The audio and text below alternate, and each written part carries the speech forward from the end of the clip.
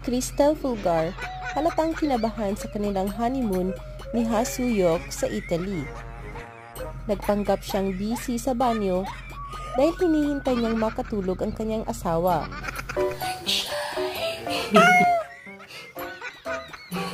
Kailangan mo talaga gawin yun. Parang kailangan na. Tatanong pa ako ng nanay. Okay na ba? Nakascore na pa. Pati nanay ni Cristel ay nag-aabang kung nakascore na ba ang asawa niya.